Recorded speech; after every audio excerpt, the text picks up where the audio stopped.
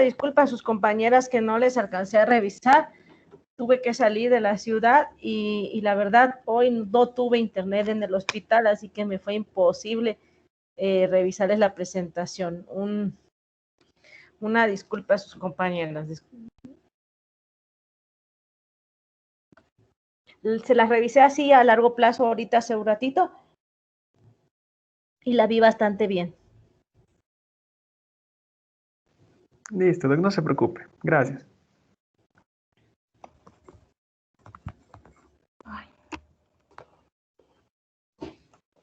¿Se está compartiendo o no? No. No, ya se quitó, No. Monse. Perdón, no sé qué está. ¿Ahí?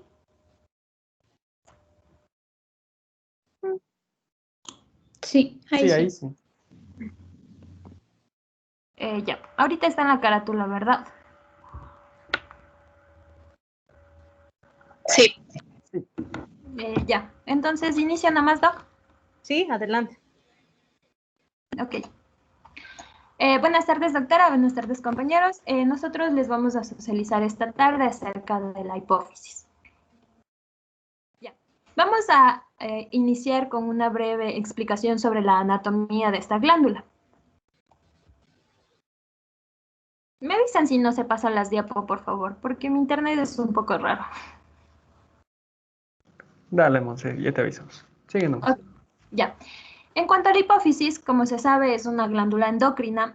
Esta es impar, es de mediano tamaño y va a estar conectado al encéfalo por medio de una estructura conocida como infundíbulo. Esta va a estar ubicada o situada por detrás de lo que es el quiasma óptico, como les mencioné, debajo del infundíbulo y también del piso del tercer ventrículo, y se va a alojar en lo que es la fosa hipofisaria de la silla turca. Va a tener un peso alrededor de los 0,55 gramos y tiene unas dimensiones de 12 a 15 milímetros en sentido transversal, de 8 milímetros de atrás hacia adelante. A ver. ¿Cuánto pesa? 0,55 gramos. ¿Es lo mismo para hombres que para mujeres? Creo que no sabía decirle, Doc. En la anatomía que revisé de la Target solo mencionaba ese dato. Ajá. No. Esta es toda la diapositiva de relaciones anatómicas, que creo que no, sí. De De relaciones anatómicas de la hipófisis. Esto es todo. Las relaciones anatómicas están más adelante, Doc. Ya, pero bueno, el peso no es lo mismo en hombres que en mujeres. ¿Cuál es el peso en hombres y cuál es el peso en mujeres? 0,5 en hombres y 1 gramo en mujeres. Perdón, no escuché. 0,5 en hombres y 1 gramo en mujeres. No llega a ser tanto. Pues sí aumenta, sí hay una diferencia entre hombres y mujeres, pero no llega hasta 1 gramo en mujeres. Es de 0,600 miligramos, es de 600 miligramos en mujeres y puede llegar hasta 700 miligramos en mujeres embarazadas, ¿no? Sí, en las mujeres embarazadas, sobre todo, es en las que aumenta el tamaño. No solamente en la embarazada, sino hasta en la mujer con lactancia. Y de hecho, la mujer tiende a tener un mayor tamaño de hipófisis que en relación con el hombre. Entonces, no podemos decir todas las hipófisis van a pesar a 500 gramos porque no es así. Depende del sexo aquí, sí, el hombre y la mujer, y depende del momento fisiológico en el que esté la mujer, porque es diferente, sobre todo en la etapa de la lactancia y del embarazo. Ok, Doc. Una disculpa. Sí. ¿Continúo? Sí, adelante. Ok. Ya, bueno, entonces la glándula va a estar compuesta principalmente por 2 lóbulos, uno posterior. A ver, antes, perdón, el tamaño, ¿cuál fue el que me dijiste, de 12 a 15? Las dimensiones, Doc. No, el tamaño. De 12 a 15 por 8 por 6. Esto va a variar si ven anatomías diferentes, va a variar el tamaño. Vamos a dejarlo uniforme como 1 por 1 por 0.8, ¿de acuerdo? Ok, Doc. Entonces, porque ya decir 15 milímetros, se me hace este libro, la verdad, se está pasado en el tamaño, porque tú decir que una hipófisis ya mide 15 milímetros, ya es una hipófisis en el que estás considerando que existe un tumor ahí, porque una hipófisis de 15 milímetros ya es un microadenoma. Ya. Entonces, hasta un milímetro, hasta 12 lo dicen algunas literaturas, pero ya 15 milímetros ya es demasiado grande. Entonces, vamos a dejarlo como o sea, 10 por 10 por punto 5, o es lo mismo 1 por 1 por punto 5, ¿de acuerdo? Listo, Doc.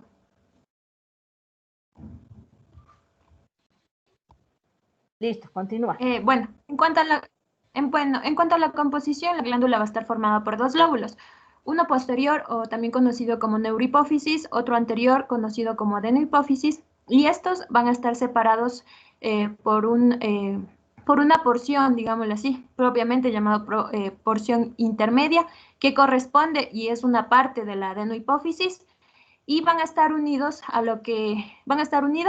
o conectados en la parte superior por el infundíbulo.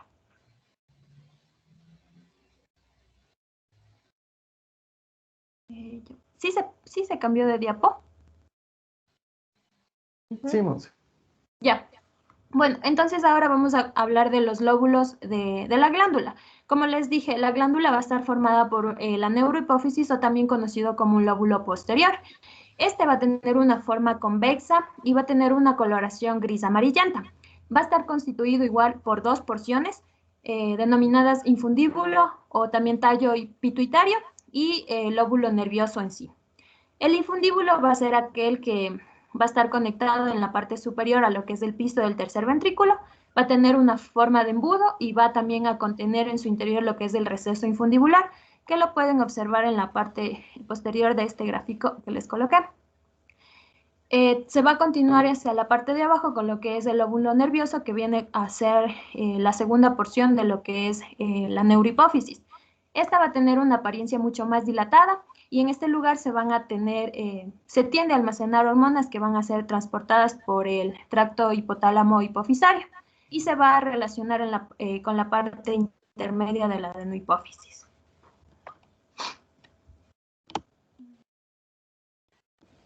Ya.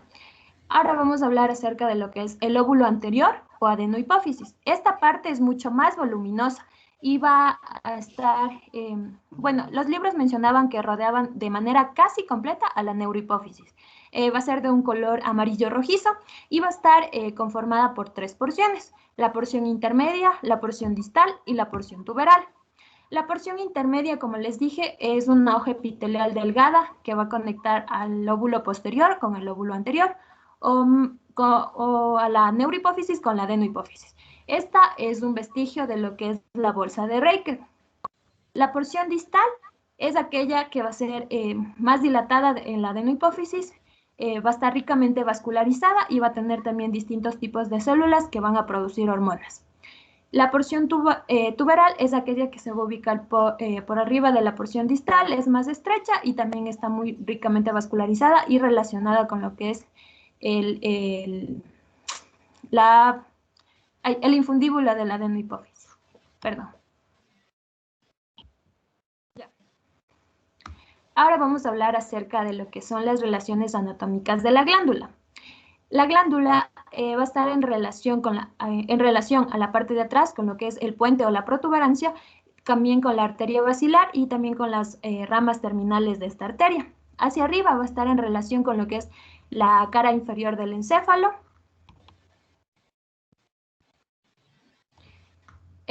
Lateralmente se va a relacionar con lo que es el seno cavernoso y también con la arteria carótida interna. Hacia abajo se relaciona con los senos esfenoidales y hacia adelante va a estar en relación con el trasfondo de las cavidades nasales. ¿Qué nervios pasan a un lado de la hipófisis? ¿Qué nervios craneales? A ver. Arteria carótida.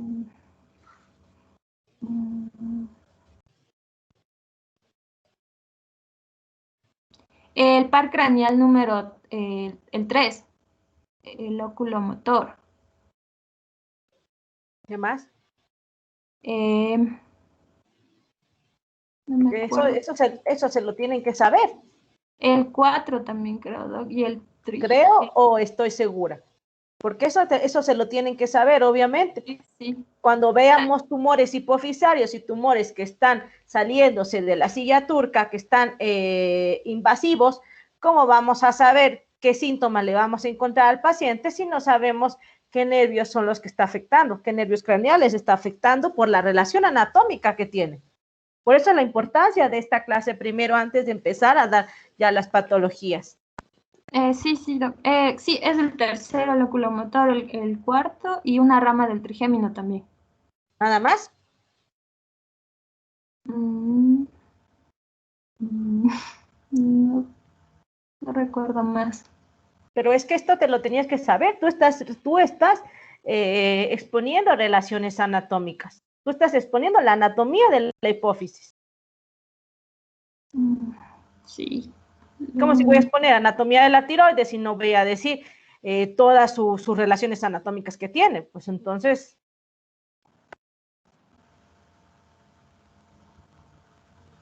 Ay, no lo recuerdo. Entonces, estúdiame bien eso y nos checas, nos dices en la próxima clase, al inicio de la próxima clase. Sí, Doc. Ya. Bueno, vamos a continuar con la vascularización de la glándula.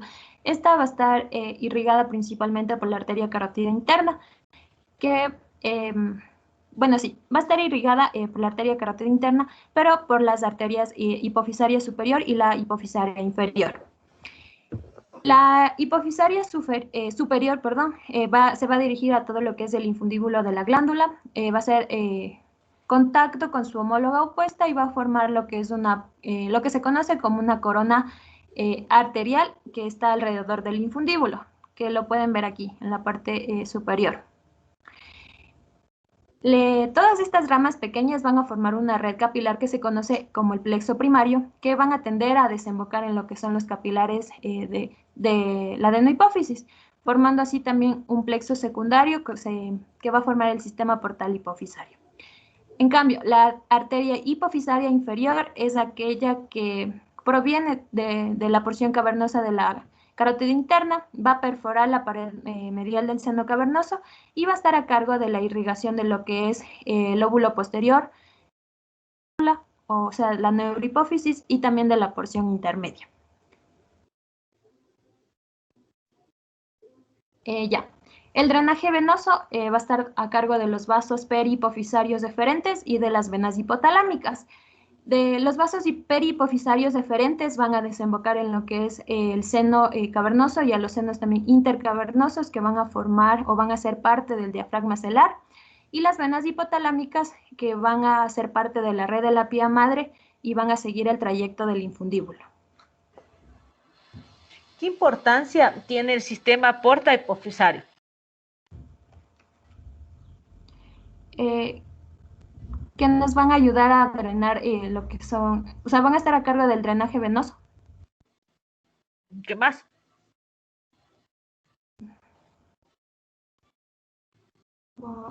También van a estar a cargo de lo que es, había una parte en un libro que recuerdo que decía que también van a estar en contacto con lo que es el trayecto de algunas hormonas también. Como que el trayecto de algunas hormonas. No recuerdo bien esa parte. O sea, decía que iban a estar, o sea, ayudaban a la regulación de alguna, sí, a la regulación de la liberación de ciertas hormonas, más o menos.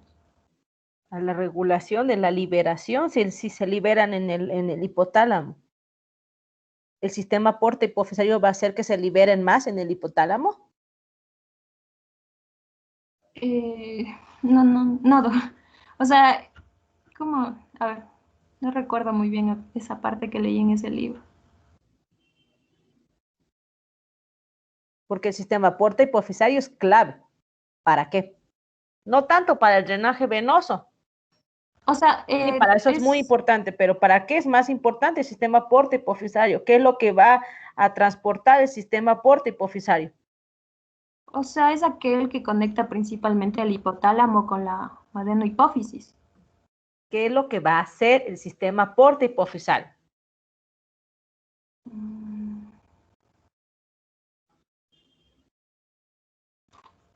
¿Para qué sirve? Aparte de ayudar en el drenaje venoso.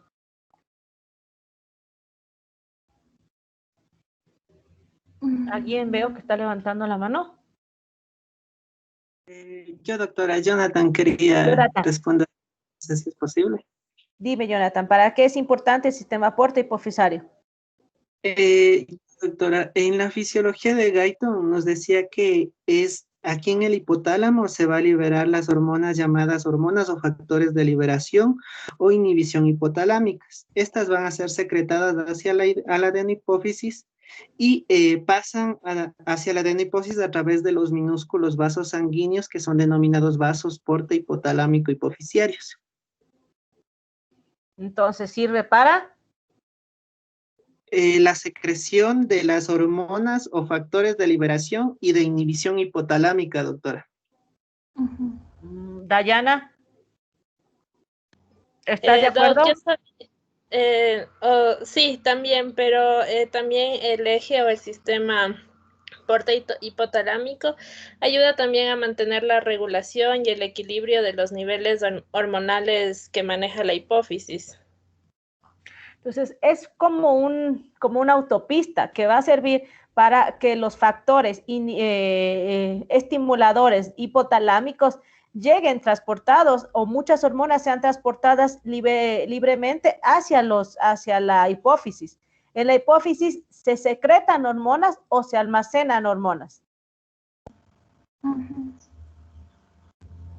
Natalia. Sí, doc, sí. ¿Qué? ¿Sí qué? Si se secretan o se almacenan, o las dos. Bueno, son las dos porque almacenan y también van a secretar igual otras dos hormonas importantes. ¿Secretan hormonas? La parte del adeno, a ver, no. La parte del adeno no. Adenohipófisis no. Entonces, la importancia del sistema porta hipofisario es que ayuda para el transporte de las hormonas liberadoras, de las hormonas estimuladoras, para que lleguen a la hipófisis y ejerzan su acción estimulando a estas para que se secreten ciertas cantidades o cierto estímulo liberador para que se produzca cierta hormona, ¿de acuerdo? Entonces, la hipófisis puede ser, en la mayoría, es almacén de las hormonas que vienen, de hecho, hipotalámicamente, ¿de acuerdo?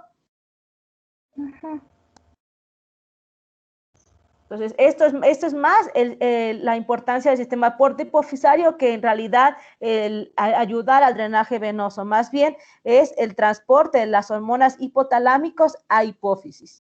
Esa es la mayor importancia del sistema porta hipofisario. Vamos, continúa.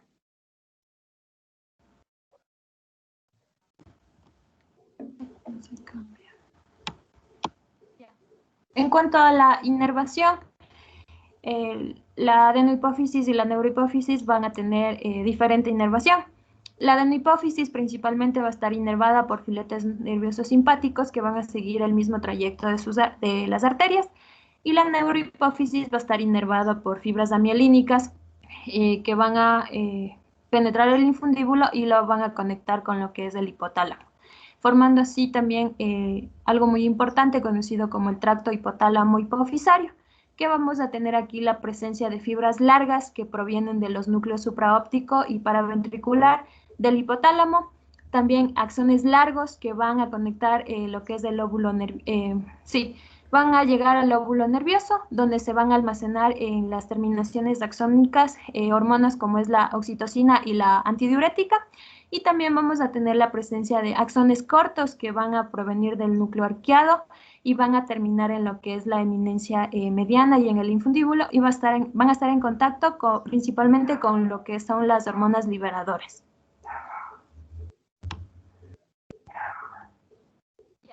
ahora vamos a continuar con hablando un poco de la embriología o del origen de esta glándula.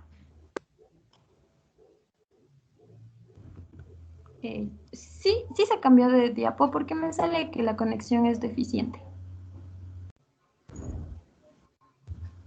Sí, sí se cambió. Sí, se cambió. Ya, gracias. Bueno, en cuanto a la embriología de esta glándula, vamos a decir que se va a desarrollar a partir de dos estructuras completamente distintas. La primera se va a dar por una evaginación de lo que es el ectodermo, principalmente del estomodeo, o conocido también como cavidad oral primitiva, que va a estar a la altura de lo que se conoce a la altura de lo que va a ser la membrana orofaringia, o también conocida como bolsa de Raynaud, que posteriormente nos va a dar origen a lo que es la adenohipófisis. En cambio, sí, se va a dar un crecimiento del diencéfalo hacia la bolsa de Raynaud, que posteriormente se conoce como infundíbulo, que posteriormente nos va a dar origen a lo que es la neurohipófisis. Esto va, alrededor de la tercera semana, la bolsa de Raynaud y el infundíbulo tienden a acercarse, digamos, un poco más, para así al segundo mes la bolsa de Raynaud pierda la conexión con la cavidad oral y estén estrechamente conectadas estas dos estructuras. No sé si lo pueden observar aquí en la figura del medio. Igual ya en otra diapo tengo también otra figura mejor para que se observe. Posterior a esto, las células de la pared anterior de la bolsa de Raynaud van a dar origen a lo que es la adenohipófisis. Las células de la pared posterior de esta bolsa nos van a dar origen a lo que es la pars intermedia, y el infundíbulo nos va a dar origen a lo que es el tallo y el óvulo posterior o la neurohipófisis en sí de la glándula. Algo importante de mencionar de estas células de la neurohipófisis es que decía que eran estaban compuestas por células de la neuroglia, y también van a contener, igual como les dije anteriormente, las fibras nerviosas que van a estar en contacto con el hipotálamo. Algo importante también que encontré en la embriología de Flores, decía que estaba en correlación directa con el desarrollo de glándula la aparición de distintos tipos celulares en relación con la adenohipófisis, porque como se sabe, van a estar en contacto con las hormonas liberadoras. Entonces decía que mientras más avanzaba el desarrollo o la aparición de estas células, quedarían en células que posteriormente dan origen a estas hormonas, la célula iba a desarrollarse más. Entonces aquí consideré importante ponerle este cuadro de los distintos tipos de células que iban apareciendo por semanas. Entonces así tenemos que, por ejemplo, la hormona, la ACTH, va a aparecer en la semana de desarrollo 7, la estimulante de la tiroides en la semana 12, la prolactina en la 19 y terminando con la folícula estimulante en la 28. A ver, es que no alcanzo a leer bien tu cuadrito, casi no se ven los colores. ACTH, después, ¿cuál sigue? Es la ACTH, la STH, la TSH, la prolactina. A ver, ¿cuál? Bueno, ACTH. ACTH en la semana 7, la hormona de crecimiento en la semana 11, la hormona estimulante de la tiroides en la 12, la prolactina en la 10, la luteinizante en la 21 y la hormona folículo estimulante en la semana 28. Ya, esto es importante, que la primera hormona que se empieza a producir es precisamente la de la ACTH, y las últimas son las hormonas gonadales, ¿de acuerdo? Sí. Pero a ver, no entendí bien, pásate a la glándula anterior. A la diapositiva anterior. Explícanos cómo se da a cabo todo esto, porque tú nos explicaste muy bien que viene que el óvulo anterior viene de un lugar, que el óvulo posterior viene de otro lugar, pero ¿cómo es que se da esa rotación para que el infundíbulo aparezca? Porque si las dos vienen de diferentes partes, cómo es que quedan localizadas en esa posición anatómica. ¿Por qué una sube? O sea, ¿cómo es que una sube y la otra baja? ¿Quién es la que hace efecto aquí sobre esta acomodación de estos dos tejidos que vienen de orígenes embriológicos completamente diferentes? O sea, sí, decía que era por las formas de, bueno, no sé si es así, bueno, no, sí, decía que era la forma de la dirección en la que crecían las estructuras. Entonces, por ejemplo, la bolsa de Reiker aparecía como una evaginación. No sé si se puede ver aquí con el mouse, les estoy señalando. Aparece como una evaginación de la cavidad oral, de lo que se conoce como la membrana orofaringea o la bolsa de Reiker. Mientras que el infundíbulo decía que igual va a crecer en dirección dorsal, como que tratando de acercarse a esta bolsa de Reiker. A la tercera, sí, en la tercera semana más o menos, estas dos estructuras se unen, dejando así a la bolsa de Reiker unido al infundíbulo y desconectándolo de lo que es la cavidad oral primitiva, quedándose así juntas. Posterior a eso, la bolsa de Reiker era la que más desarrollo celular tenía, porque mencionaba que la rapidez con la que sus células se multiplicaban hacían que en una etapa del desarrollo esta envuelva casi completamente a lo que es la parte de la ¿Estás seguro que a la tercera semana ya están unidas las dos? No. En la tercera semana decía que se acercaban, Doc. Lo que les menciono de que se unen las dos partes es al... a ver, no Porque recuerdo tú dijiste bien. ahorita, tercera semana ya estaban unidas. O sea, como que se acercan. Eso les quise decir. En la tercera semana como que se acercan. Aquí hay que ser totalmente exactos en lo que estás diciendo. Nada de que quise decir, o sea, si ya están unidas a la tercera semana o no están unidas. No, la unión se da al final del segundo mes al final del segundo mes. ¿Qué pasa la tercera semana? Que es algo muy importante. Ay. ¿Y qué pasa la quinta semana? Repetir la pregunta. ¿Qué pasa la tercera semana? ¿Y qué pasa la quinta semana?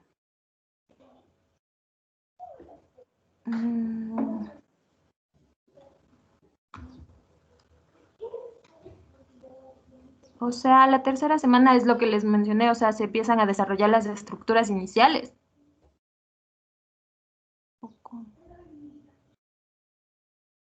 ¿Y a la quinta?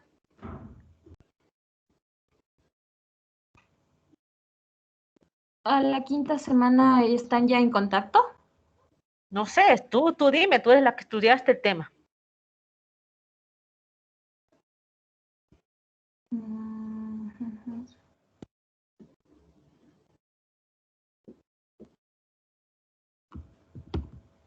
No, bueno. A ver, hacia la tercera semana más o menos, el divertículo hipofisario se va a proyectar desde el destecho del estemoideo y se va a quedar situado en una zona adyacente al suelo del diencéfalo, ¿de acuerdo? A la quinta semana, este divertículo va a aumentar la longitud, se va a constriñir en una zona de unión con el epitelio oral y esto va a mostrar un aspecto similar como a un pezón. A esta fase va a quedar establecido un contacto con el infundíbulo y una protrusión ventral del diencéfalo que va a crecer esto en una dirección inferior hacia donde estaba el crecimiento. Esto va a dar ya va a dar la formación del infundíbulo neurohipofisario. Ya a la quinta semana ya el infundíbulo prácticamente ya queda formado. Y a la sexta semana, ¿qué va a pasar?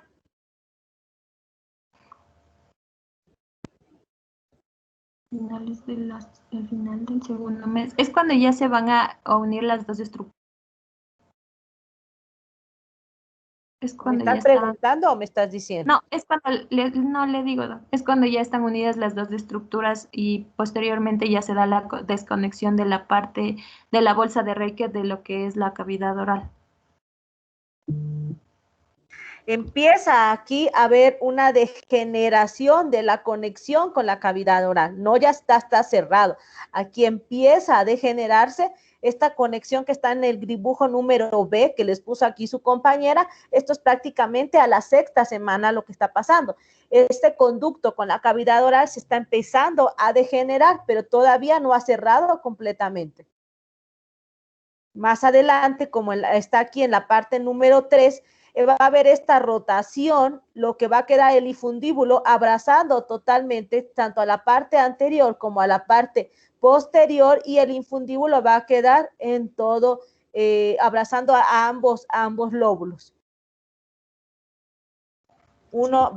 Entonces, ¿de qué tejidos viene la hipófisis? Embriológicamente, ¿de qué tejidos viene?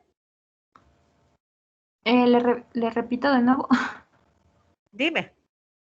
O sea, vienen del estomodeo o de la bolsa de Reichert, la de la ¿Qué hipófisis. tipo de tejido es? El estomodeo es del ectodermo y el diencéfalo, la parte del diencéfalo que corresponde a lo que es el infundíbulo, sí me acuerdo esa parte. Es neuroectodermo. No sé, dime tú eres la que está respondiendo. Sí, neuroectodermo, sí. Entonces, acuérdense sus dos tejidos de los que proviene del neuroectodermo, la parte del diencéfalo y el divertículo neurohipofisario, y obviamente el ectodermo que va a dar al divertículo hipofisario, que es la bolsa de Rathke. Continúa. Ya. Vamos a hablar también acerca de las alteraciones embrionarias que podrían presentar en esta glándula. Decían que cuando se daba la persistencia de una porción pequeña de lo que es la bolsa de Reichert en el techo de la faringe, se va a conocer como hipófisis faríngea. De estos remanentes de la bolsa de Reichert, formación de ciertos, se daba la formación de craniofaringiomas, que esto podía inducir al feto a una hidrocefalia y también a una disfunción hipofisaria, que en lo posterior le llevaría a una diabetes insípida y también en una detención de lo que sería el crecimiento intrauterino. A ver, eso olvídenlo, eso quítenlo, eso último que acaba de decir su compañera, quítenlo, porque no necesariamente un craniofaringioma me va a causar retrasos de crecimiento intrauterino. El crecimiento intrauterino tiene efecto muchísimas hormonas, no necesariamente la hormona de crecimiento, sino más bien aquí las hormonas tiroideas, y obviamente al inicio van a ser las hormonas tiroideas de la mamá, entonces no necesariamente me va a causar un retraso de crecimiento intrauterino. Más bien un craniofaringioma me va a causar grandes problemas después, cuando veamos una enfermedad que se llama hipopituitarismo. La principal cosa del hipopituitarismo y del panhipopituitarismo son precisamente los craniofaringiomas, que aunque son tumores benignos, causan graves problemas hormonales por deficiencias. Entonces, este es el mayor problema, los craniofaringiomas, y eso es por un defecto de que no se haya cerrado completamente bien, no hayan desaparecido y haya alguna persistencia de la bolsa de Rathke, y este es un gran problema, sobre todo a nivel, es el primer tumor a nivel a la altura de la infancia, ¿de acuerdo? Pero no necesariamente me produce hidrocefalia, más bien sí una disfunción hipofisaria, pero no necesariamente ni diabetes insípida ni retraso de crecimiento intrauterino. Voy a ver los efectos muchísimo más tarde, ya en la infancia, en la primera infancia o en la infancia ya más tardía. Vamos, histología. Ok, ya.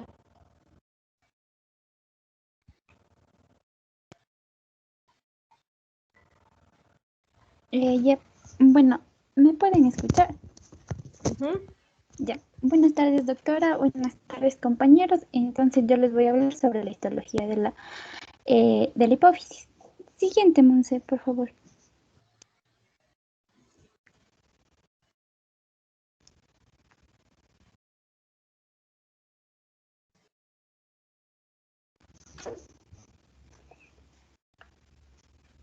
Ya pueden ver la otra diapositiva.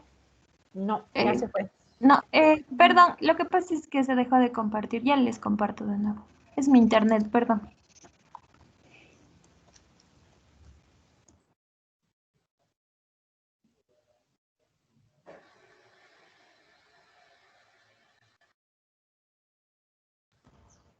Ahí ya se ve. Sí. Ya, sí, ya se ve. Siguiente, por favor.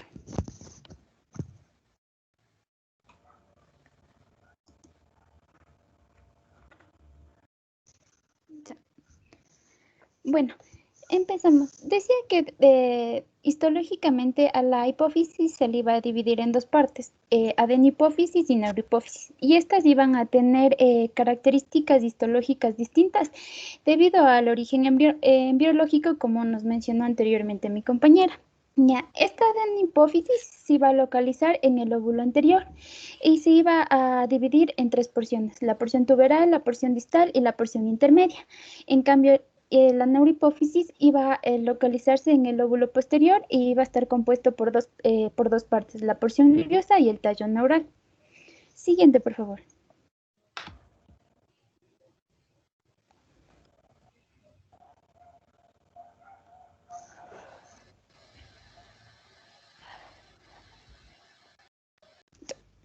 Empecemos hablando sobre la adenihipófisis y la porción distal.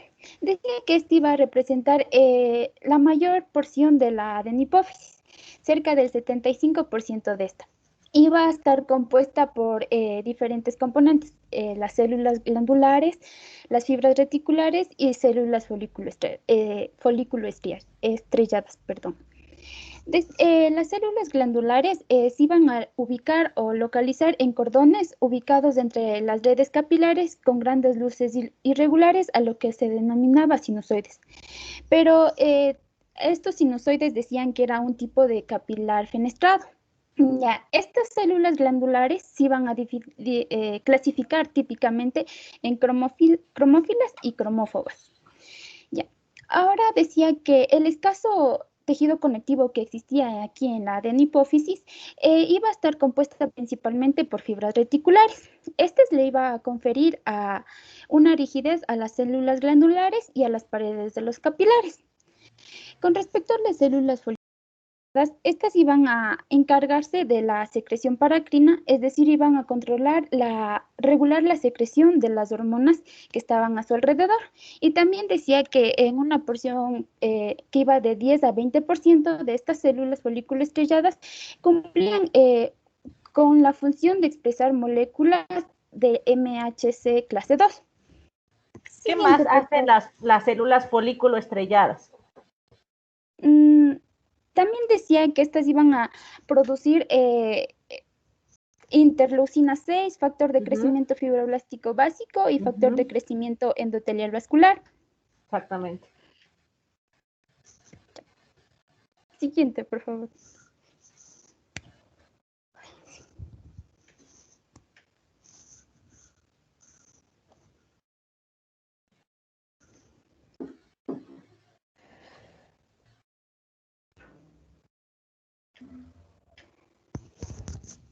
¿Ya pueden observar la otra diapositiva?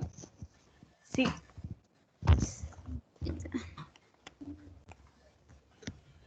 Perdón.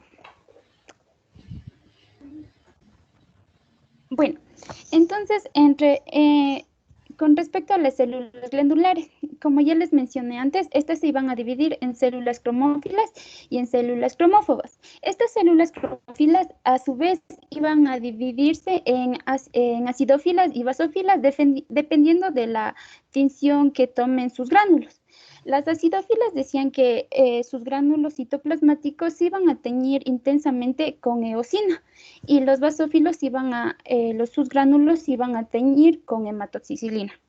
Con respecto a las células cromófogas, se creía que estas células eran células del tipo cromófilas que habían perdido su capacidad de tinción debido a un vaciamiento de los gránulos citoplasmáticos. En la porción distal decía que se iban a estar dispersas las células en un 40% las células acidófilas, en un 10% las basófilas y en un 50% las cromófobas. Siguiente, por favor.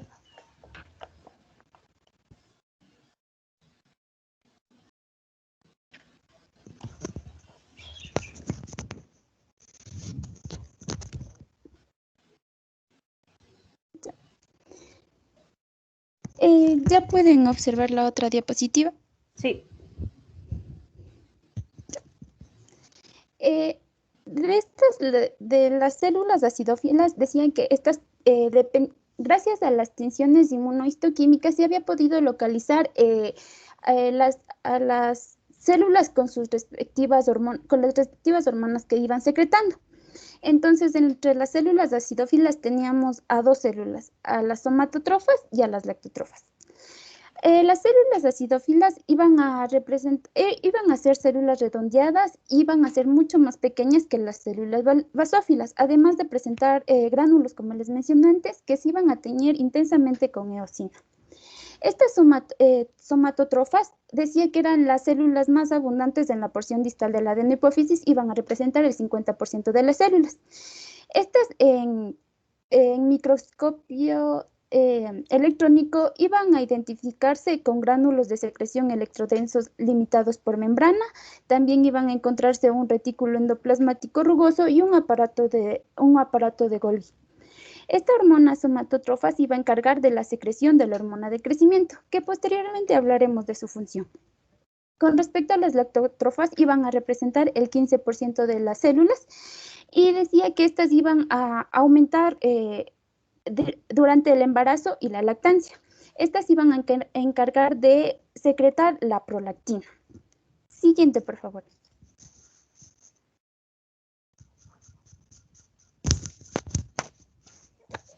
Ahora hablemos sobre las células basófilas. Estas células basófilas se van a clasificar en tres tipos celulares dependiendo de la hormona que secreten. Ya. Estas células basófilas son redondeadas, decían que iban a ser mucho más grandes que las células acidófilas y además iban a presentar gránulos que se teñían ligeramente con hematoxicilina. Ya. Estas tirotrofas iban a representar solo el 10% de las células de la porción distal. Iban a ser las encargadas de secretar la hormona estimulante de la tiroides, o la TSH.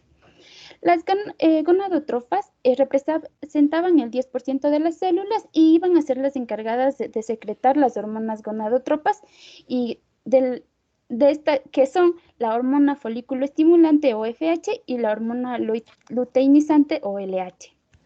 Con respecto a los corticotrofas, estas iban a representar del 15 al 20% de todas las células y iban a ser las encargadas de secretar la hormona adrenocorticotrófica o ACTH. Y por último, íbamos a localizar las células cromófagas, que ya mencioné anteriormente, que iban a ser un tipo de célula cromófilas inactivas. Siguiente, por favor. Ahora hablemos sobre la porción intermedia. Decía que en las personas adultas no se iba a localizar, o si se localizaba solo se iba a encontrar folículos dispersos, que se creía que eran restos de las bolsas de Rayk. Sin embargo, se podía localizar en la vida fetal y en un corto periodo de postnatal y también en algunos tipos animales. En estos decía que esta porción intermedia iba a secretar hormona estimulante de los melanocitos, o también melanotrofina, o MSH. Decía que el tipo alfa era el que se localizaba en los seres humanos. Sin embargo, por su escasa presencia, no tenía ningún efecto. Siguiente, por favor. ¿Y en los adultos qué cosa hay aquí adentro?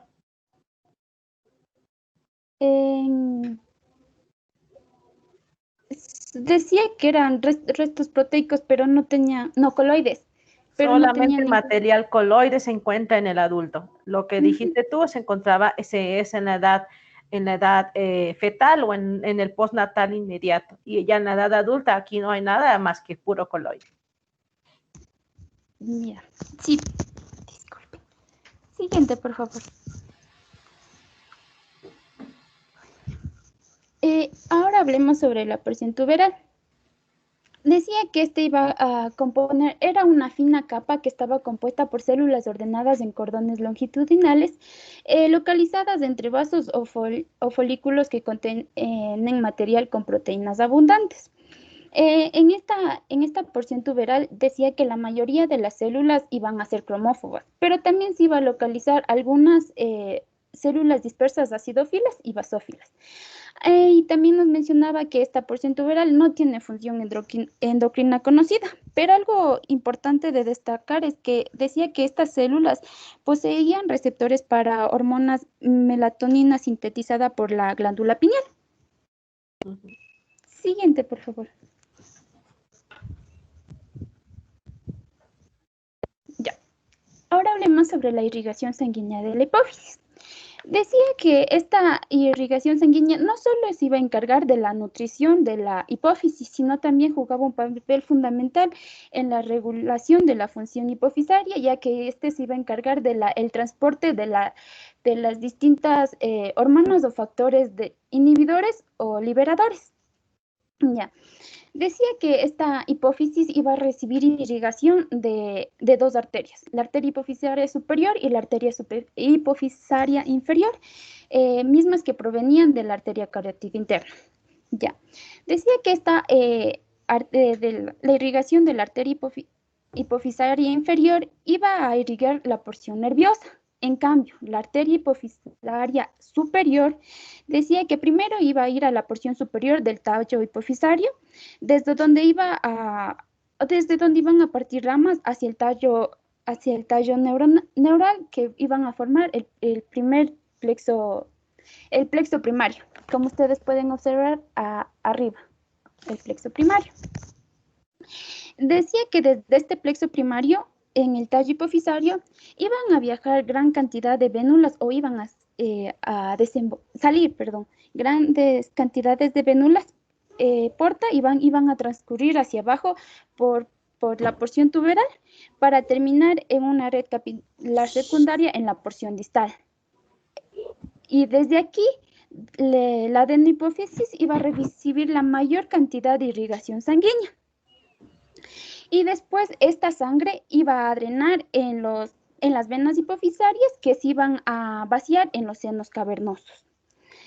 Nos mencionaba que estas venas portas constituyen el denominado porte hipofisario, dado que está intercalado entre dos redes capilares, como ven el plexo primario y acá abajo en la adenohipófisis el plexo secundario. Ya. También algo importante de mencionar es que aquí, como mencioné antes, la función de este sistema también era el transporte de hormonas o factores inhibidores y liberadores. Entonces, estos iban a ser formados por neuronas neuroendocrinas que se localizaban en el hipotálamo. Estas iban a liberar su secreción al espacio extracelular que se iba a localizar en el tallo neural. Estas sustancias iban a ser captadas por este plexo primario capilar y después iba a ser transportado con la sangre portal a la red capilar secundaria en la porción distal de la adenohipófisis. Decía que allí las sustancias estimulantes o inhibitorias iban a unirse a los receptores de las diferentes células a las que vayan dirigidos y ahí iban a estimular o a inhibir la determinada célula.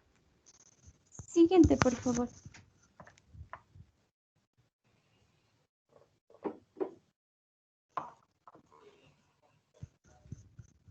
Por último, hablemos sobre la neurohipófisis.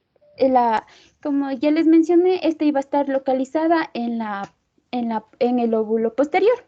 Ya. Este iba a estar compuesto del tallo neural y la porción nerviosa. Y iba a tener diferentes componentes, como los cuerpos de Henry, los pituicitos, las fibras nerviosas tipo amielínicas y los capilares fenestrados. Ya. Estos cuerpos de Henry. ¿Esta neurohipófisis va a secretar o almacenar? Almacenar la oxitocina y la hormona antidiurética. esta almacena, esta parte de la hipófisis no secreta nada. Esta parte de la hipófisis solamente almacena lo que vino obviamente por el sistema aporte hipofisario de hipotálamo. Vamos, continúa. De los piucitos. Ya, los pituicitos. Ya decían que estos iban a ser redondeados y ovalados. Iban a tener, además iban a tener una fina red de cromatina y iban a estar dispersos en la neurohipófisis. Las fibras nerviosas eran de tipo mielínicas y estas eran los axones que provenían de las células nerviosas del hipotálamo, específicamente de aquellas que se localizaban en el núcleo supraóptico y en el paraventricular. Y también íbamos a hallar capilares fenestrados.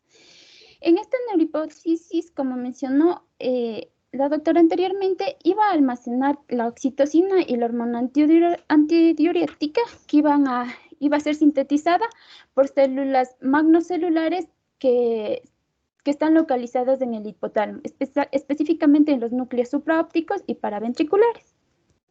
Siguiente, por favor. Entonces, ahora hablemos sobre la fisiología. Siguiente, por favor.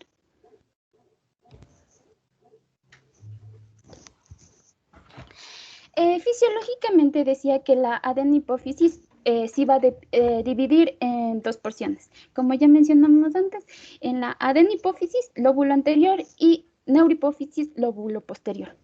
En el lóbulo anterior o adenihipófisis iba a ser la encargada de secretar 6 hormonas peptídicas y en el lóbulo posterior o neurohipófisis iba a ser encargada de secretar 2 hormonas peptídicas. Siguiente, por favor. Entonces empecemos hablando sobre la adenihipófisis. Decía que esta adenihipófisis iba a ser la encargada de controlar todas las funciones metabólicas del organismo gracias a las diferentes hormonas que esta secreta. Entre ellas tenemos la hormona de crecimiento, la corticotropina, la tirotropina, la prolactina y la hormona gonadotropa. Ya. Esta hormona de crecimiento decía que iba a estimular el crecimiento de todos los componentes del cuerpo humano gracias al aumento en la producción de proteínas y también al aumento en la multiplicación y diferenciación de las células. Esta corticotropina decía que iba a controlar la secreción de algunas hormonas corticosuprarrenales, además de estimular o actuar en el metabolismo de la glucosa, de algunas proteínas y también de los lípidos. Esta tirotropina iba a controlar la secreción de hormonas tiroides, como son la tiroxina y la triiodotironina.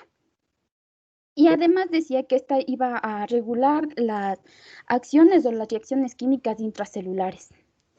Esta prolactina iba a encargarse del desarrollo de las glándulas mamarias y la producción de la leche. Y la hormona gonadotropa iba a encargarse de como ya les mencioné, esta hormona gonadotropa se divide en la hormona folículo estimulante y la luteinizante. Estas hormonas se van a encargar de regular el crecimiento tanto de los ovarios como de los testículos, así como de regular la actividad hormonal y reproductiva del ser humano. Siguiente, por favor. Avancemos a donde está el cuadro, porque ya todas estas 4 diapositivas ya no las has dicho. Avanza. Ya, entonces siguiente, por favor. ¿Dónde está la tabla 75.2?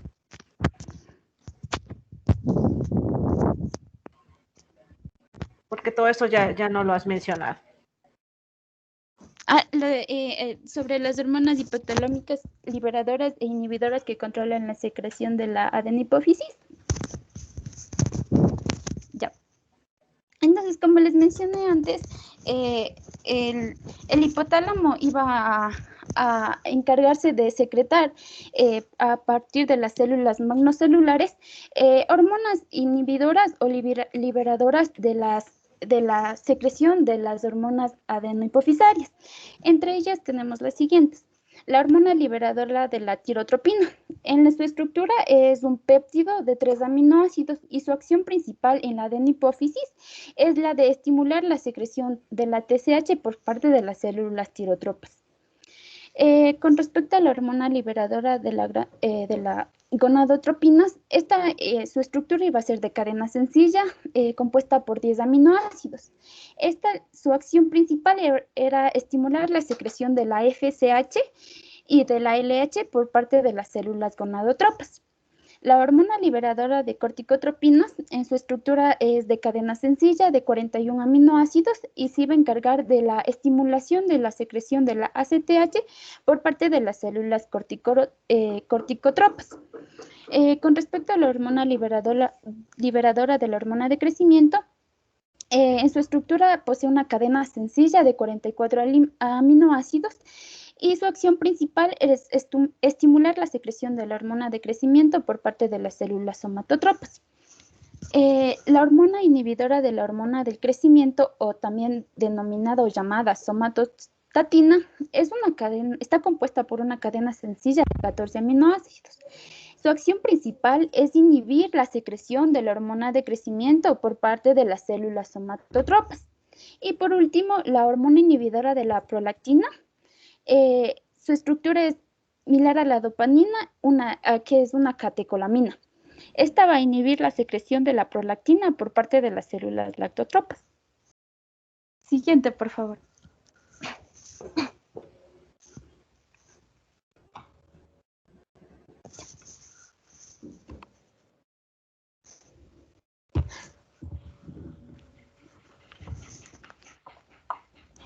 Se dejó de compartir.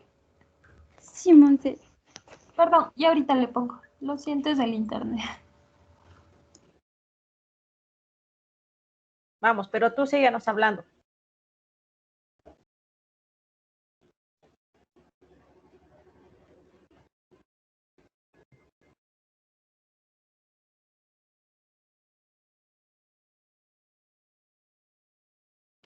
Ahí me pueden escuchar. Sí. Ya. Entonces, estos eran los factores inhibidores y liberadores. Ahora hablemos sobre las funciones fisiológicas de las hormonas hipofisarias. Siguiente, por favor.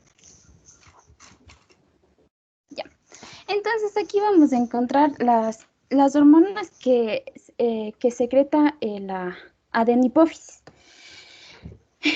Entre ellas, como ya mencionamos antes, las células somatotrofas son las encargadas de secretar a la hormona de crecimiento, o también llamada somatotropina.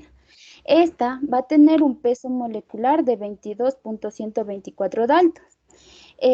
Químicamente, su estructura es de una cadena sencilla de 191 aminoácidos. Su acción fisiológica es de estimular el crecimiento corporal, además de estimular la secreción del factor pseudoinsulínico tipo 1, estimula la lipólisis e inhibe las acciones de la insulina en el metabolismo de los hidratos de carbono y los lípidos. Ahora hablemos sobre la hormona adrenocorticotropa, o también llamada corticotropina. Como ya mencioné antes, esta es liberada por las células corticotropas. Esta tiene un peso molecular de 4.540 daltons. Su estructura química es de cadena sencilla de 39 aminoácidos y su acción fisiológica en el cuerpo es de estimular la generación de los glucocorticoides y andrógenos por la corteza suprarrenal, además de mantener el tamaño de las zonas foliculada y reticulada de la corteza. La hormona estimulante de la tiroides, o TSH, como mencioné antes, es secretada por las células tirotropas. Este va a tener un peso molecular de 28.000 UMAS y su estructura química es de una glucoproteína formada por dos subunidades, la alfa y la beta. Esta subunidad alfa va a poseer 89 aminoácidos y la subunidad beta tiene 112 aminoácidos. Su acción fisiológica es estimular la producción de la hormona tiroides por las células foliculares de la tiroides y mantiene el tamaño de las células foliculares. Ya, las hormonas gonadotropas. La hormona estimulante del folículo, la FSH, y la hormona luteinizante LH. Decían que estas dos tenían el mismo peso molecular de 32.000 daltons. Ya, en lo que se diferencia es su estructura química. La FSH es una glucoproteína formada por dos subunidades, alfa y beta. La alfa tiene 89 aminoácidos y la beta 112 aminoácidos. Su acción fisiológica es estimular el desarrollo de los folículos ováricos y también de regular la espermatogénesis testicular. La hormona luteinizante. ¿Qué células va a estimular en el hombre para la maduración de la espermatogénesis? Espermatogénesis testicular. ¿En qué células en el hombre va a estimular? ¿Qué células va a estimular en el varón para que se para que se produzca la espermatogénesis? En las... Tienes dos, una con L y una con S. ¿Las de Lady? No, las de Sertoli. Ay, Sertoli. Las de Lady es la LH. Sí. Que ahorita me vas a decir, ¿para qué? ¿Qué hacen las células de Lady? Las de Lady. Vamos, la LH. Ya. Entonces la LH, su estructura química es igual a una glucoproteína formada por dos subunidades alfa de 89 aminoácidos y beta de 115 aminoácidos. Esta va a inducir la ovulación y la formación de cuerpos amarillos en el ovario. También va a estimular la producción de estrógenos y progesterona por el ovario y estimula la producción testicular de testosterona. De las células de Lady. Esta va a estimular a Lady y la FSH a Sertoli. Sí. Desde aquí váyanselo aprendiendo porque ya después lo vamos a ver más adelante. Y por último hablemos de la prolactina. Esta va a ser secretada por las células lactotropas o también llamadas mamotropas. Tienen un peso molecular de 22.500 daltons, perdón, y en su estructura química tienen una cadena única de 198 aminoácidos. Su acción fisiológica es de estimular la secreción y la producción de leche. ¿Qué más?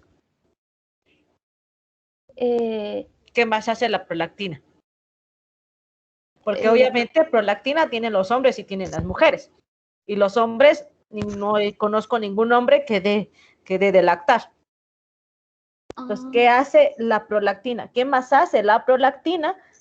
Por lo que también es necesaria en el hombre.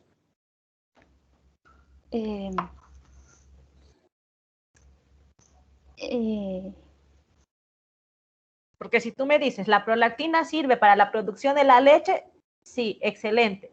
¿Y por qué los hombres tienen prolactina si ellos no van a lactar nunca?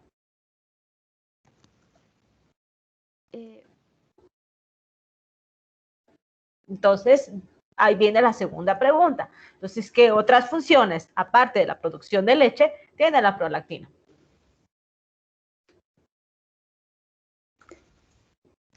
También actúa para regular los niveles de las hormonas sexuales como los estrógenos y los testosterona. No necesariamente, pero sí tiene que ver con el ámbito, influye en el ámbito sexual y en la reproducción. No porque regule necesariamente a los estrógenos, pero sí tiene un efecto sobre la reproducción. ¿Qué más? ¿También actúa en el desarrollo sexual? No.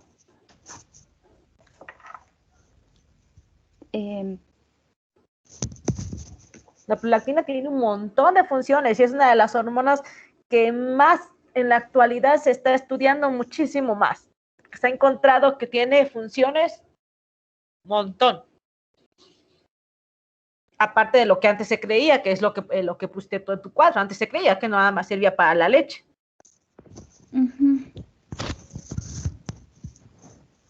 ¿Qué tiene que ver sobre las células T y sobre las células NK?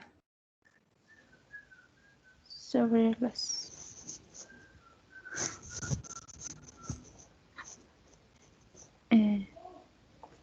Bueno, vas a estudiar para la otra, porque me imagino que no lo tiene más adelante. Funciones de la No. prolactina, me vas a decir como 10 o 15 funciones de la prolactina, solamente de la prolactina. Para el otro inicio de clase me lo vas a decir, ¿de acuerdo? Bueno, nos lo vas a decir. Ya. Sí. Y siempre hay que razonar lo que estamos poniendo en la gráfica, ¿de acuerdo? Por si ustedes en este cuadro me ponen la prolactina, la producción de leche, y preguntarse, pero si los hombres no dan leche, ¿por qué los hombres también tienen prolactina? Porque la hipófisis es la mismísima. Entonces, porque si los hombres no dan prolactina, ¿qué más hará la prolactina? Ah, me voy a revisar qué más hace la prolactina. ¿De acuerdo? No nada más así, ya tal cual como dice el cuadrito que está en el libro. No, hay que razonar el cuadrito y de ahí me van a surgir varias preguntas que me tengo que contestar con, a lo mejor leer otro artículo, leer otro, buscar en otra bibliografía. Vamos, ¿qué más? Ya. Siguiente, por favor.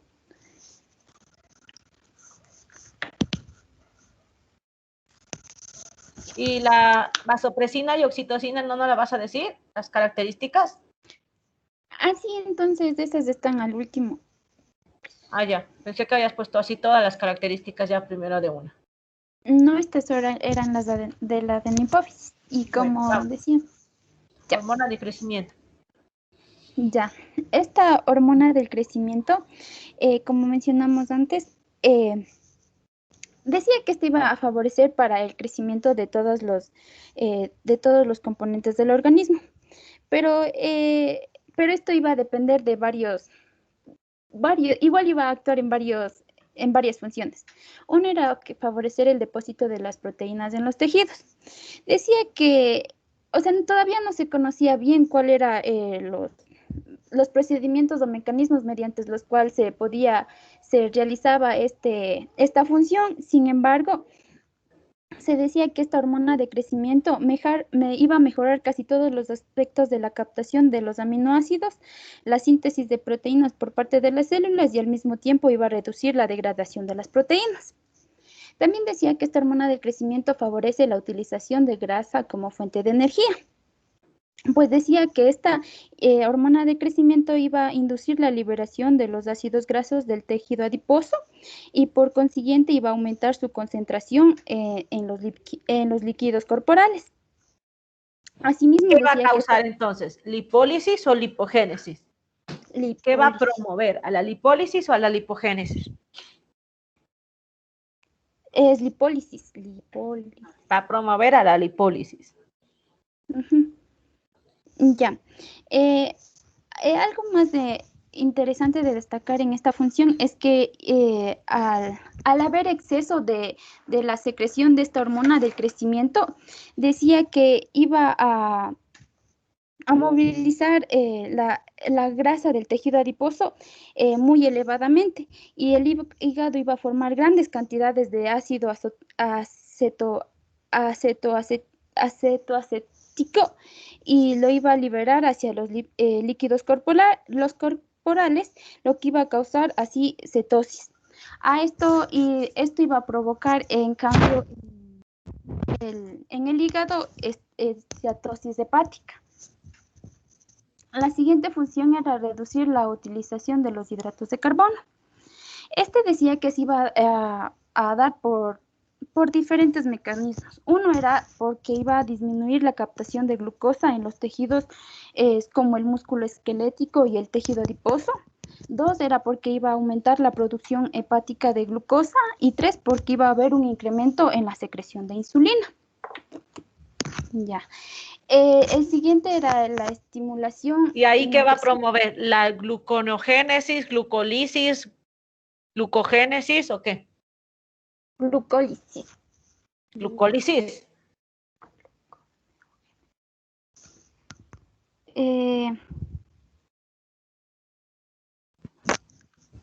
Si tú estás diciendo que se va a formar más hidratos de carbono.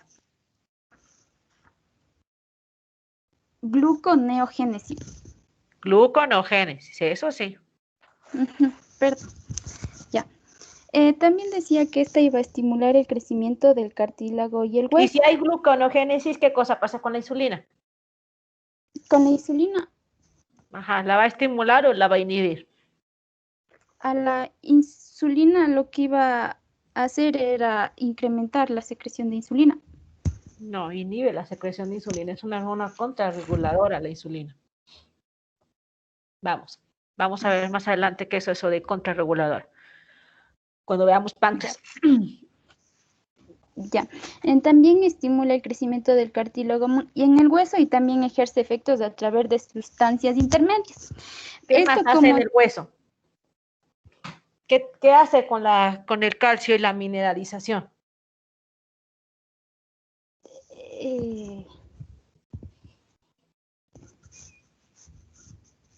Porque si te sabes bien todas las funciones, entonces cuando veamos acromegalia va a ser facilísimo.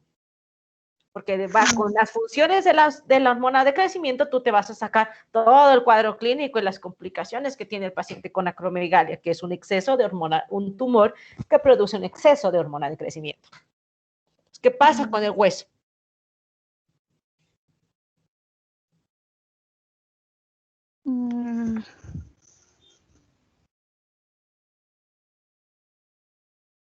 Bueno, esto decía que iba a ocurrir como consecuencia de múltiples efectos que iba a ejercer la hormona de crecimiento sobre el hueso. Uno decía que iba a haber un aumento del depósito de proteínas por acción de las células condrocíticas y las osteógenas inductoras del crecimiento óseo.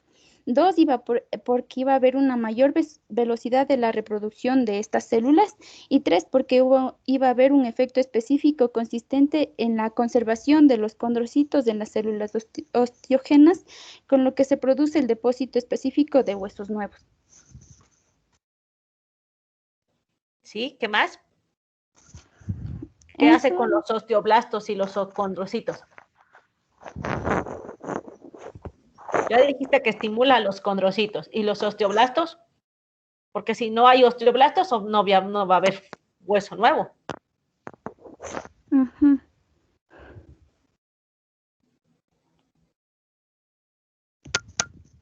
Entonces estimula también va a estimular también a los osteoblastos y a los condrocitos.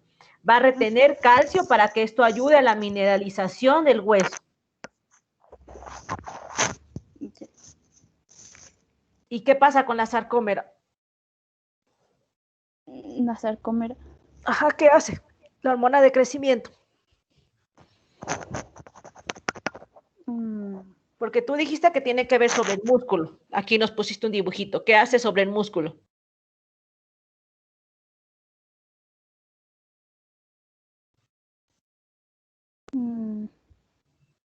Si ustedes me van a poner aquí dibujitos es porque me van a decir qué hacen el hueso, qué hacen el tejido adiposo, qué hacen el hígado, qué hacen el músculo, porque si no, ¿para qué es el dibujito? ¿Qué hace en el músculo? Va a aumentar o estimular una mayor reproducción de estas células. ¿De qué células? De las células musculares. ¿Pero cómo? Aumentando el depósito, de proteínas y también estimulando el aumento de la reproducción y la diferenciación de estas células. ¿De qué células? De las del músculo. Pero si hablamos del músculo, si hablamos del músculo. Siempre que me pongan dibujos como el que me acaban de poner, tienen que saber qué cosa hace. Porque si me actúa en el músculo, ajá, y te acabo de preguntar qué hace en el músculo, y no sabes. Sí, que tiene que ver con el incremento de la biosíntesis proteica, sí. Pero ¿qué más? ¿Cómo es que se incrementa la masa muscular? ¿Qué células hiperplasia para que se incremente la masa muscular?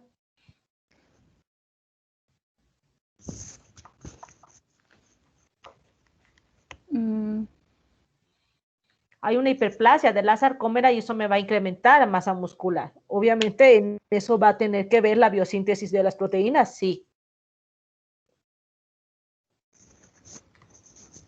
¿Qué más Ya. hace? ¿Qué hace en el páncreas la hormona de crecimiento? En el páncreas. Ujú. eh,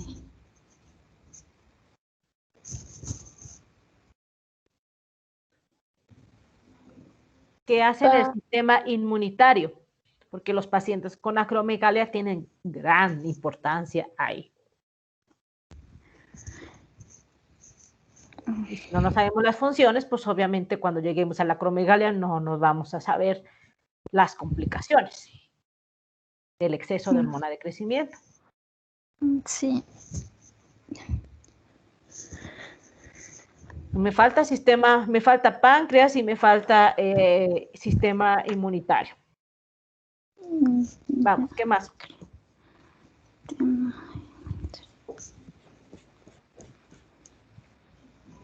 Ya. También nos decía que esta hormona del crecimiento no actuaba directamente en los tejidos, sino que iba a utilizar proteínas secundarias, como era la somatomedina. Decía que este iba a ser similar a la insulina, por eso se le conocía también como factor de crecimiento pseudoinsulínico. O sea, esa es la hormona esa es la hormona libre que va a actuar, la IGF-1, o va a actuar la hormona de crecimiento como tal. O sea, no, la hormona de crecimiento va a actuar sobre el hígado, ¿no? Y esta va a formar a esta proteína, a la somatomedina, y esta va a actuar en los tejidos. ¿Y qué tiene que ver el IGF-1? Ah, es que decía que la somatomedina iba a tener muchos efectos semejantes a la insulina.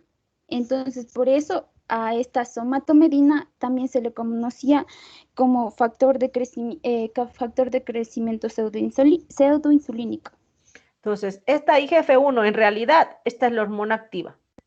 La hormona de crecimiento no actúa sobre los tejidos básicamente. Más bien la que actúa es esta, la IGF-1. Por eso ya lo vamos a ver cuando veamos talla baja o acromegalia, que uno es el exceso y otro es el defecto. Vamos a ver que lo que vamos a medir no es la IGF-1, lo que vamos a medir es la hormona activa, no vamos a medir la hormona de crecimiento, la GH, sino lo que vamos a medir es la hormona activa, que es la IGF-1. ¿Y cómo se llama el transportador de esto? El transportador de la hormona de crecimiento. La IGF, ¿qué? IGF.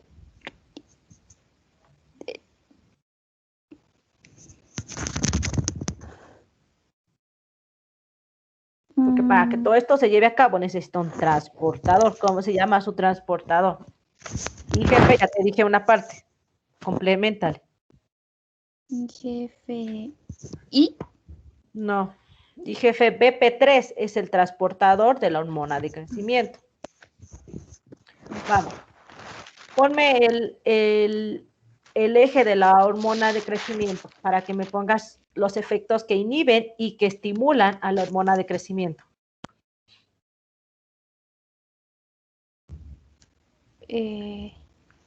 Porque se los dije, ¿se acuerdan que les dije que les iba a preguntar lo que estimula y lo que inhibe al eje de la hormona de crecimiento?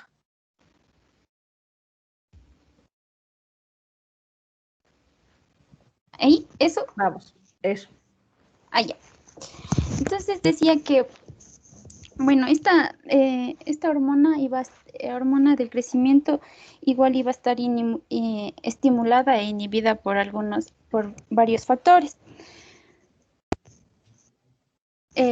Ya, entre ellos iba a estar, entre los factores que estimula la secreción de la hormona de crecimiento, iba a estar el descenso de la glucemia, el descenso de los ácidos grasos libres en sangre, el aumento de los aminoácidos en sangre, la inanición o ayuno, deficiencias proteicas, traumatismos, estrés, excitación, ejercicio, también la presencia de testosterona y estrógenos, sueño profundo, pero en especial en aquellos que estén en estadio 2 y 4, y la hormona liberadora de la hormona de crecimiento.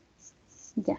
Entre los factores que inhiben la secreción de la hormona del crecimiento va a estar el incremento de la glucemia, el incremento de los ácidos grasos libres en sangre, el envejecimiento. El del envejecimiento decía que iba a alcanzar niveles de hormona hipofisaria cerca del 25% cuando están en 25% del nivel que iba a localizarse en la adolescencia cuando están las personas ancianas. Ya. También iba a inhibir la obesidad, la hormona inhibidora de la hormona de crecimiento o también llamada somatostatina, la hormona del crecimiento exógena y la somatomedinas o factor de crecimiento similar a la insulina. Entonces, aquí es importante sobre todo porque esto obviamente son estos factores que estimulan a la hormona de crecimiento, son factores que vamos a ocupar sobre todo en los niños con talla baja.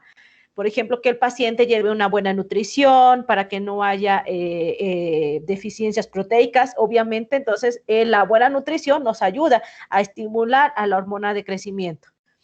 Esto es de inanición y ayuno, es evitar, o sea, el ayuno me estimula la hormona de crecimiento y lo que tenemos que evitar con una buena nutrición es las deficiencias proteicas, ¿de acuerdo?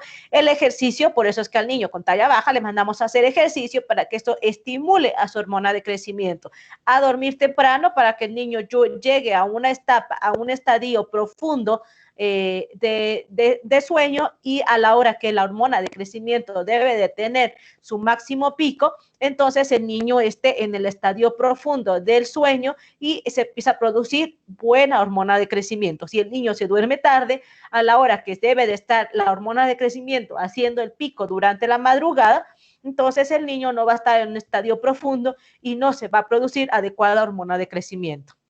Entonces son parte de los tratamientos no farmacológicos que le vamos a dar al niño con talla baja porque estimula la hormona de crecimiento. La arginina, la L-arginina es uno de los de las vitaminas o de los suplementos alimenticios que ocupamos muchísimo en los niños con talla baja, que es un aminoácido esencial y que además nos estimula a la hormona de crecimiento. Este cuadrito no se les debe de olvidar porque cuando veamos talla baja, todo lo que viene aquí es que estimula la hormona de crecimiento, obviamente tenemos que estimular en estos niños, ¿de acuerdo? Y bueno, todo lo que inhibe, bueno, eso básicamente no le vamos a dar gran importancia más que a la somatomedina, que va a ser el tratamiento de ciertas patologías. Vamos.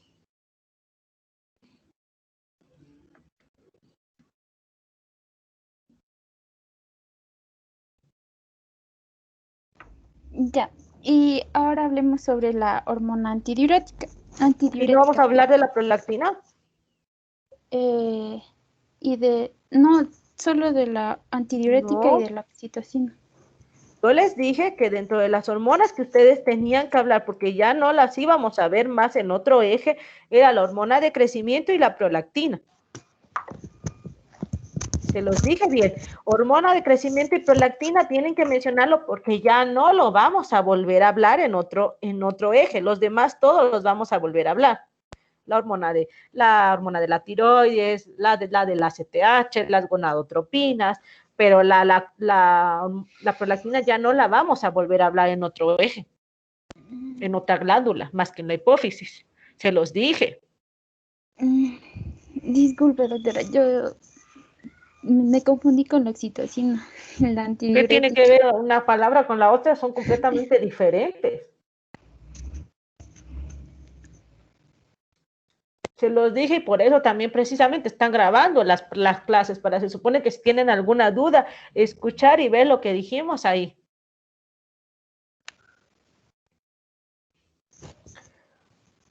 Vamos a la oxitocina, a la vasopresina. Ya, bueno, esta hormona antidiurética decía que, como su nombre lo dice, tiene acción antidiurética. Y pues esta como principal función va a aumentar la permeabilidad de los túbulos y de los conductos colectores. Esto lo que va a provocar es que la orina sea más concentrada cuando hay la acción de la hormona antidiurética.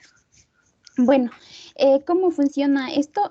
Decía que iba, primero esta hormona antidiurética iba a ser liberada por parte de la adenipófisis. Después de esto iba a combinarse con receptores que se localizaban en la membrana de las células renales y lo que iba a provocar era la formación de la AMP cíclico. Esta formación de la AMP cíclico lo que iba a lograr era la fosforilación de los contenidos vesiculares que se iban a localizar en estas células y esta fosforilación lo que iba a dar lugar era al aumento de las zonas permeables al agua y lo que iba a incrementar la absorción del agua. Siguiente, por favor. ¿Y qué hace cuál es el efecto de la absorción del agua? Lo que va a provocar es una concentración de la orina. ¿Nada más?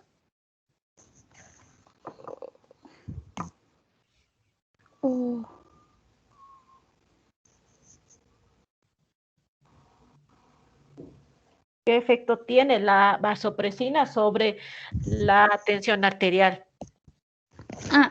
Sobre la tensión arterial. Decía que cuando existen concentraciones sanguíneas de ADH,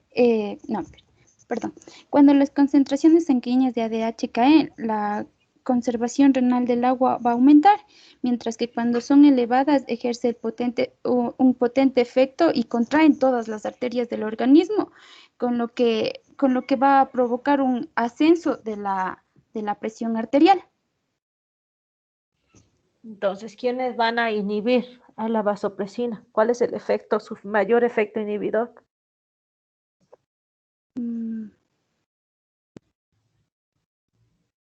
El aumento de la presión arterial. No, a ver.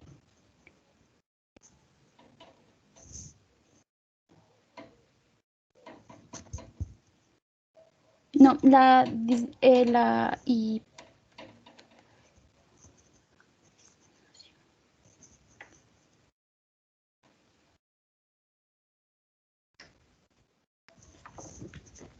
osmolaridad. La osmolaridad va a ser su principal inhibidor o su principal estimulador. Entonces, el aumento de la osmolaridad en los líquidos corporales va a estimular a la liberación de la ADH y esto va a hacer que actúe a nivel de los riñones y también de las arteriolas. Ya dijiste tú que cuando hay una elevación de la presión arterial, bueno, hay una contracción de estas arteriolas y por consecuentemente una elevación de esta tensión arterial. Entonces, su principal inhibidor y su principal estimulador, su principal regulador es la osmolaridad plasmática. Vamos, oxitocina. Siguiente, por favor.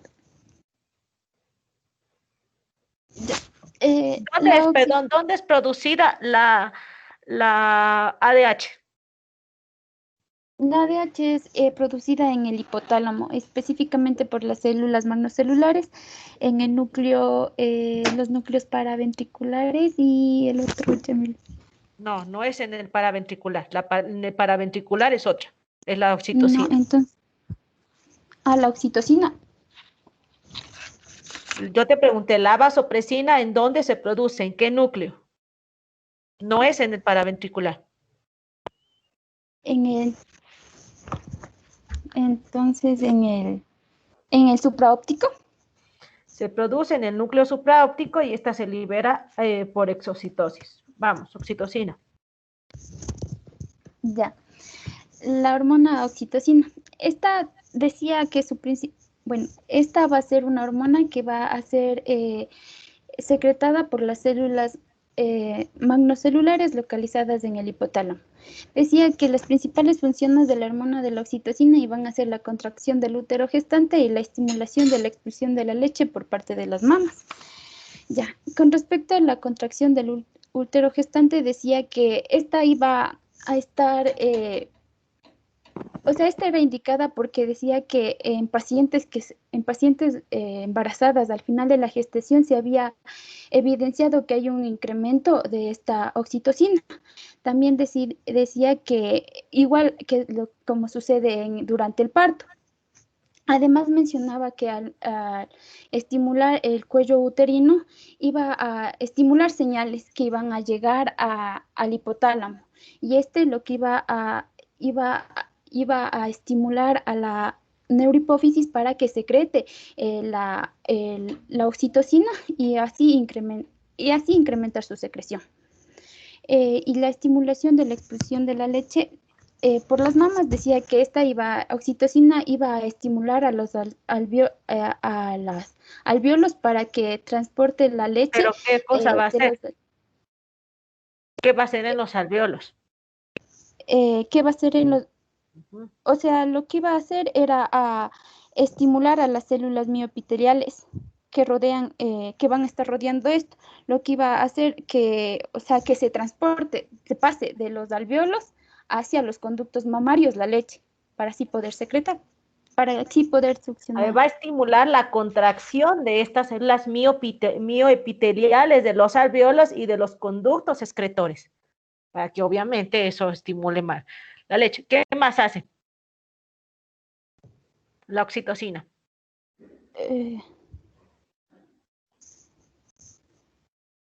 Esas eran las principales funciones que encontraba en Guyton. Esta tiene acciones inclusive hasta del momento del coito. ¿Qué hace? ¿Qué tiene que ver con la excitación sexual?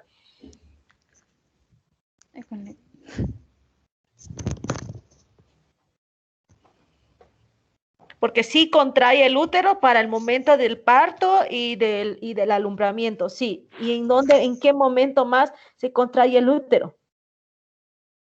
Por medio de esta hormona.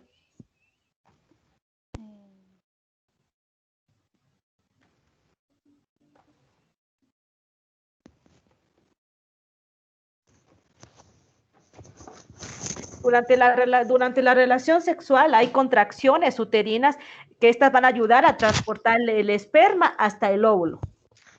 Va a ayudar en el orgasmo masculino. ¿Qué hace en el orgasmo masculino?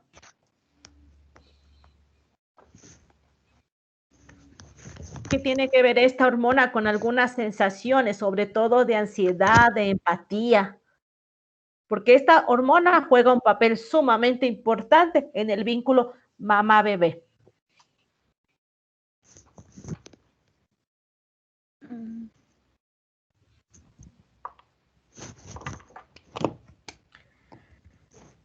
¿Qué estimula a la oxitocina y qué inhibe a la oxitocina?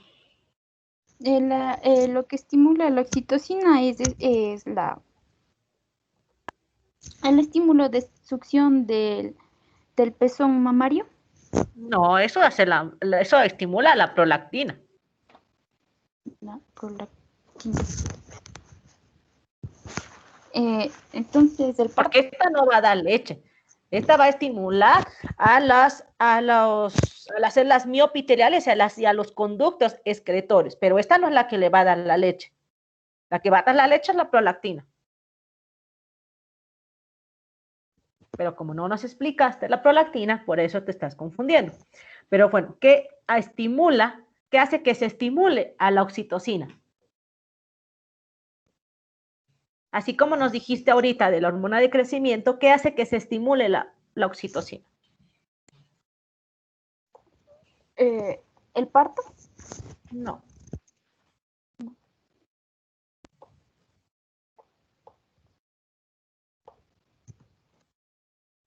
Se los dije que se los iba a preguntar.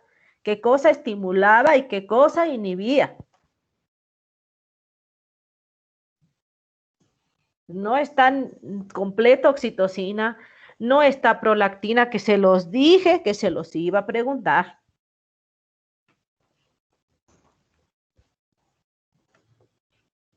¿Algo más? No, es todo.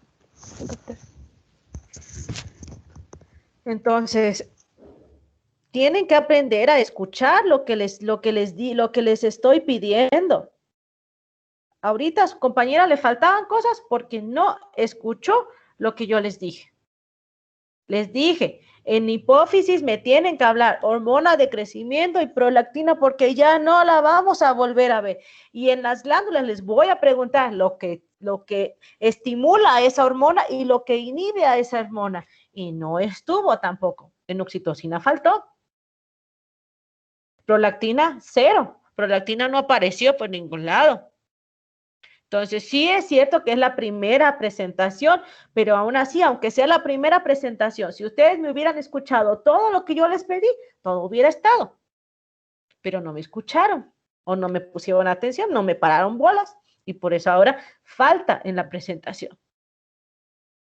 Entonces, ahora sus compañeros van a tener más para estudiar porque hizo falta en la presentación algunas cosas. Entonces, nos vamos a ver, chicos, para el... dijimos que la evaluación la íbamos a hacer ahorita. Bueno, por esta ocasión no le vamos a hacer porque es la primera clase, ¿de acuerdo? Para que vean cómo funciona. Obviamente a sus compañeras les hicieron falta un par de cosas que en parte fue por no prestarme atención a las indicaciones que yo les di, ¿de acuerdo? Entonces, bueno, ahí ya depende de ustedes si me quieren hacer caso o no, porque obviamente todos ustedes saben que estas exposiciones son evaluables. Entonces, chicos, nos veríamos el día miércoles con la exposición de tiroides. Traten de ser concisos, por favor, porque miren, hipófisis no es una exposición tan grande y miren, ya casi nos aventamos las 2 horas, ¿de acuerdo? Entonces, traten de ser más concisos en lo que van a decir. No vengan a leer todas las diapositivas, sino las diapositivas, si quieren poner puras imágenes. La diapositiva es su ayuda, no es venirnos a leer todas las diapositivas, porque si no, por eso nos demoramos muchísimo y la clase se hace muy tediosa para ustedes. Entonces, si quieren poner solo dibujos o gráficas, solo dibujos y gráficas, es la base que ustedes van a ocupar para tiroides, ¿de acuerdo? Entonces, tiroides, bueno, lo mismo, anatomía, embriología, histología y obviamente en fisiología, las funciones de las hormonas de la tiroides y obviamente el eje tiroideo con lo que estimula y lo que inhibe al eje tiroideo, ¿de acuerdo? Entonces, nos veríamos el día miércoles. Conéctese temprano porque solo tenemos 1 hora y ahí sí tenemos que evaluar la clase al inicio y comenzar temprano porque tenemos poco tiempo para esa clase, ¿de acuerdo? Entonces, ¿alguna duda, chicos, de la clase de ahorita? ¿Alguna duda que les quedó? Aparte de lo que les pregunté a sus compañeras y que no contestaron, que se los deben, ¿de acuerdo? ¿Alguna duda, chicos?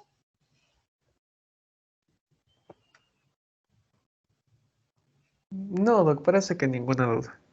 ¿No? ¿Ninguna? Entonces, sí, Doc.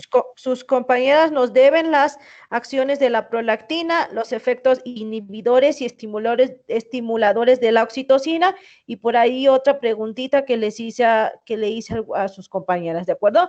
Que nos los deben para que nos los conteste en la siguiente clase. Por ahí escuché a alguien me iba a hablar. Sí, Doc, yo, Luis Daro. Dime, Luis, te escucho. Tal vez creo que escuché mal que usted mencionó que la adenopófisis era como almacenadora de las hormonas del hipotálamo. No, la neurohipófisis es la almacenadora. La adenohipófisis es así secreta. Ya, bajo efectos estimuladores del hipotálamo. No.